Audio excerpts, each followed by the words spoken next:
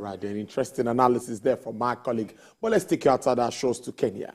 The government says it is targeting a 7.2% economic growth rate in 2027, faster than the last year's growth of 4.8%. The Principal Secretary for Planning in the Ministry of Finance, Mr. James Muhati, said this at the launch of government's medium-term development plan, where he said the growth will be driven by higher productivity in agricultural sector and small businesses.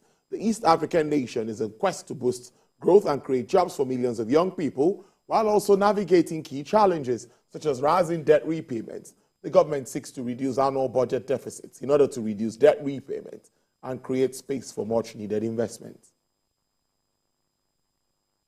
Asian markets were trying to find a firmer footing today after a rough week, hammered by concerns about China's ailing economy and fears of U.S. rates staying higher for longer as long-term bonds yield surged. MSCI's broadest index of Asia-Pacific shares outside of Japan was 0.1% higher after hitting a 9-month low the session before. It was, however, headed for a weekly loss of 2.8%, the third straight week of decline. Japan's Nikkei lost 0.4% and was down 3% on the week. Now, China's blue chips rebounded 0.2%, while Hong Kong Hang Seng Index fell 0.3%. China's stocks have shed 10% from their highs in January as dismal economic data laid bare the stuttering post-pandemic recovery, with investors remaining unimpressed with just piecemeal support measures from policymakers. And following Chinese tariff high production and export bottlenecks during the COVID-19 pandemic, Australia's wine industry faces oversupply problems that will take years to resolve. According to Robobank's third quarter wine report, vineyards have enough wines in domestic storage to fill 859 Olympic swimming pools nationwide. That's over 2 billion liters of wine, or 2.8 million bottles, which depresses prices, particularly for commercial red wines. These have battered the wine industry, with exports to China shrinking to just Australian dollar 8.1 million and $5.2 million compared to Australian dollar 1.2 billion in January 2020 before the pandemic. However, the recent removal of tariffs on Australian barley has given hopes for an early easing of 5-year tariffs China's imposed on Australian wine in 2021.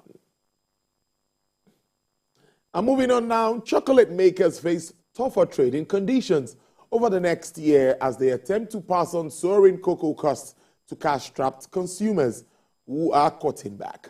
The industry has enjoyed bumper profits over the past couple of years as demand for chocolates held up despite price hikes.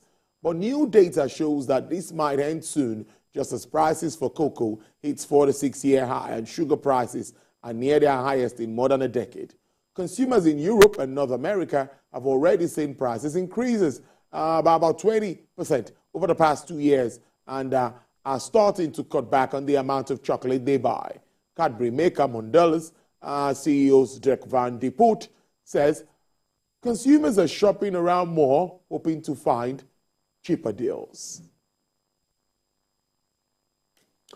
Well, crude oil prices look set to snap a 7-week winning streak today as concerns about Chinese slowing economic growth and a possibility of more U.S. interest rate hikes outweigh signs of tightening supply.